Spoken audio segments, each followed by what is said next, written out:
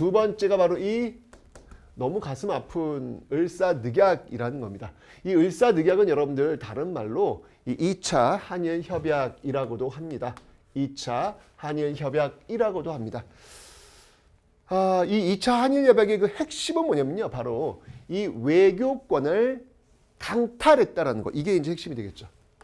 외교권의 강탈. 이제 이게 핵심이다라는 건데, 이 외교권을 그 강탈하는 그 과정에서 이게 이제 담당했던 인물들이 누구예요, 여러분들? 이토. 네, 이토하고 그리고 오적들. 그죠? 을사 오적들. 이들이 이제 여기 이제 앞장서는 것이죠. 여러분, 을사 오적 누가 있을까요? 이완용, 이지용, 이근택, 박재순, 권중현. 자, 제가 이 사람들 5명 공통점이 뭔지 아세요? 다 판사 출신들이야. 정말 너무 똑똑한 사람들. 진짜 똑똑해서 조선의 천재라고 불렸던 사람들. 이 사람들 국비 들여가지고 세금 들여가지고 해외 파견도 시키고요. 많은 것들을 가르치는 그런 모습들. 왜? 기대를 걸었던 거죠. 똑똑하니까. 나라를 위해서 뭔가를 해줄 거라고 믿었으니까. 그런데 그들이 뭘 했다? 나라 팔아먹는데 앞장섰다. 그 똑똑한 머리로. 여러분들, 우리가 지금 혹시 이 교육이라고 하는 것들이 숫자에 너무 매몰되고 있는 것은 아닌지 한번 둘러볼 필요가 있어요. 그 숫자, 1등급, 100점 이런 것들에 매몰되어서 그런 교육의 결과물들, 그런 어떤 인재들만을 우리가 만들어내고 있다면 우리는 우리 스스로 어찌 보면 독버섯을 열심히 키우고 있는 형국이 될 겁니다. 경험했거든요, 여러분들. 의식이 있는 똑똑함이 중요한 것이지 의식 없는 똑똑함은 굉장히 위험할 수 있다는 이야기예요. 바로 이들이 그런 모습들을 지금 보여주고 있다. 이완용, 이지용, 이근택, 박재순, 권중현 꼭 기억하십시오. 여러분들, 이 사람들 죽었어요. 죽었지만 이렇게 100년이 지나건 200년이 지나건 이렇게 강제로 소환돼서 우리의 입 밖으로 나라 팔아먹었던 인간들이라고 하면서 늘 그 이름을 더럽히면서 살 수밖에 없는 운명이라는 걸 어떻게 살 것인가에 대해서 이 사람들의 이름을 부르면서 여러분들의 이름이 혹시 이렇게 우리 뒤에 오는 사람들한테 불려지지는 않을지 한번 역사의 그 앞에서 늘 자기를 둘러볼 수 있는 그런 여러분들이 되시기를 좀 꼭 바랍니다. 네, 어쨌건 자 이렇게 2차 한일협약 을사늑약을 통해서 우리가 외교권 강탈했어요. 사실은 이 을사늑약 때 우리가 다 잃은 거나 마찬가지. 거의 이 외교권이 없으면 이게 나랍니까, 여러분들? 거의 90% 넘어간 거나 마찬가지죠. 그죠? 자, 이러면서 이제 고문이 아니라 이제는 더욱더 확실하게 통치할 수 있는 어떤 그런 감독관을 파견하게 됩니다. 이걸 우리는 통감이다라고 해요. 이때부터 이제 통감 정치. 네, 통감 정치가 진행되고 있습니다. 여러분들, 1차 한일협약 때는 고문 정치, 2차 한일협약 때는 통감 정치입니다. 이렇게 되니까 와우, 이거 좀 심각한 거잖아요. 그죠? 당연히 이에 대한 격렬한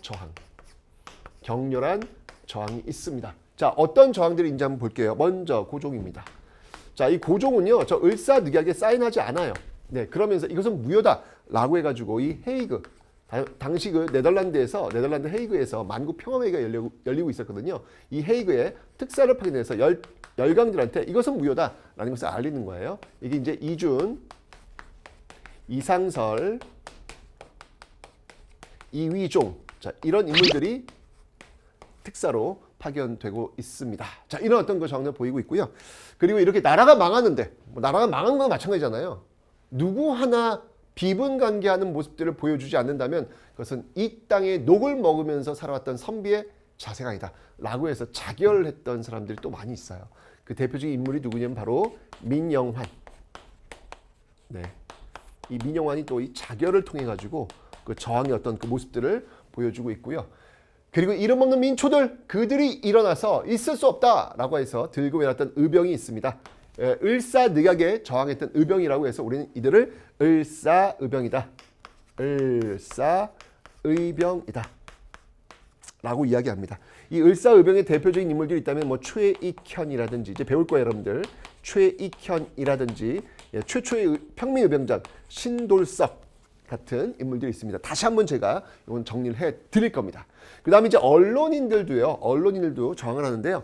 특히 장지연이라는 인물이 있습니다. 장지연. 이 장지연이 사설을 씁니다. 그 사설이 뭐냐면 바로 시일야 방성대곡이라는 거예요. 시일야 방성대곡 오늘 목노와 통곡하노라. 여러분들 혹시 이게 황성신문에 실리는데 사설을 읽고 눈물을 흘려보신 적 있으십니까? 거의 없죠. 사설을 읽고 눈물을 흘릴 리는 없잖아요. 왜냐? 굉장히 건조하고 굉장히 논리적이잖아요. 그런데 여러분들 이 장지연의 시일야 방성대곡 오늘 목노와 통곡하노라 이러면서 을사오적들을 정말 개돼지만도 못한 이 나쁜 것들이라고 아주 직설적으로 써내면서 우리 민족이야 죽었는가 살았는가 노예가 됐는가 어디 있는가 라고 하면서 정말 울분에 찬 그런 사설을 실리면서 정말 이 사설을 읽고 정말 눈물을 뚝뚝 흘렸던 많은 독자들이 있었다라고 이야기하죠.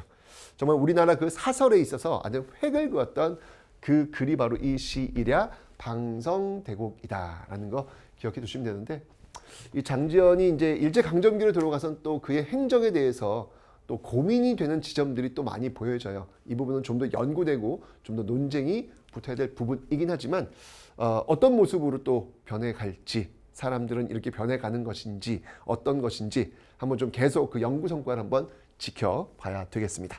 자, 어쨌건 이 장지연의 시일야 방성대곡 있고요. 그 다음에 여러분들 바로 이제 이런 이토 히로부미 가만히 두면 안 되겠다 이런 것들을 좀 자행하고 있으니까 그래서 바로 이제 안중근 그렇죠. 이 안중근이 바로 이 이토 히로부미를 처단하죠. 이토 히로부미를 처단하는 그런 모습들이 있더라라는 얘기입니다. 사실 이 안중근은 여러분들 안중근은 맨 처음 초창기는 이 이토가 그래도 이 동양 평화를 위해서 뭔가를 해줄 수 있을 것 같다라는 그런 생각도 갖고는 있었어요. 근데 점점 그 이제 이 본색이 드러나면서 이건 아니다라고 해서 결국은 처단하게 되는 것이죠. 이 안중근은 늘 주장했던 게 뭐냐면 바로 동양 평화론입니다. 네, 동양 평화론을 주장했던 그런 인물이 바로 안중근이었다라는 것. 자, 진짜 엄청난 저항들이 있었구나. 이 을사늑약, 이 외교권이 강탈되는 이 과정에서 엄청난 저항이 있었구나라는 것을 여러분들이 지금 보고 계십니다. 자, 그런데 여러분들 이 헤이그 특사 파견 이게 이제 굉장히 큰 문제가 돼요. 일본에 의해서 말이죠. 자, 어떤 모습들이 보여지는지 그 다음을 한번 보도록 할게요.